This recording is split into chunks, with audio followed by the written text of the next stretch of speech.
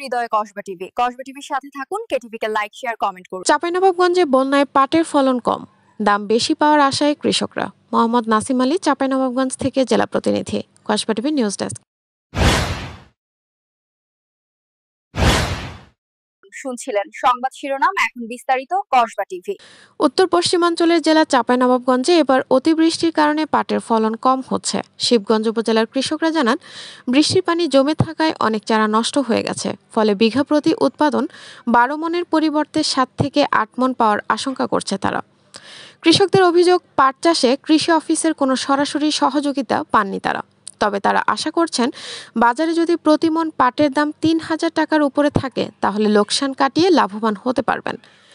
চাঁপাইনবাবগঞ্জ কৃষি সম্প্রসারণ উপপরিচালক ডক্টর মোহাম্মদ ইয়াসিন আলী জানান, এবছর জেলায় লক্ষ্যমাত্রার চেয়ে কম জমিতে আবাদ হয়েছে। শেষের দিকে বৃষ্টিপাত বেশি হয়, কিছু এলাকায় ফলন কম হলেও পাট জাগ দিতে পানির সুবিধা হয়, খরচ কিছুটা কমেছে। তিনি আরও জানান, কৃষকদের প্রযুক্তিগত পরামর্শ দেওয়া হচ্ছে এবং ভবিষ্যতে প্রণোদনা বাড়ানোর উদ্যোগ নেওয়া হবে। 3 বিঘা আমরা চাষ করেছি, আপনার পাটের চাষ 3 বিঘা করেছি।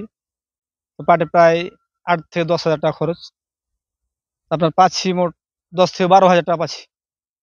ক্ষতিগ্রস্তর মধ্যে মানে বন্যাতে এসে আর কি পাট মরে যাচ্ছে। মরে যাওয়ার কারণে তাড়াতাড়ি কাটি নিতে হচ্ছে। কাটি নেওয়ার কারণে আপনার ফলন পাচ্ছি না আমরা। ফলন না পাওয়ার কারণে তখন লস চলে আসছে। আমরা সারের তো কোনো কিছু পাচ্ছি না। সারও কোথায় যে কোনো সার আছে, আমরা কোনো সাহায্য কোনো কিছু একটা তো এর ব্যাপার আছে, সাহায্য তো আমরা পাচ্ছি না। সারও পাচ্ছি না, আমরা বীজ বিতরণ হয়, বীজেরও কোনো খবর নাই। আর 4 বিঘা পাট। তো এবার আপনার পাটে আপনার খরচা বেশি, মানে বর্ষা বেশি। তো এখন আপনার পাটের দাম কমে যাওয়া, তো কৃষকের মন খারাপ। এখন পাটের দামটা যদি আপনার 4000-এর লগে থাকে তাহলে হয়তো জানটা বাঁচবে কোনো হালে, নাহলে আমাদের লস যাবে।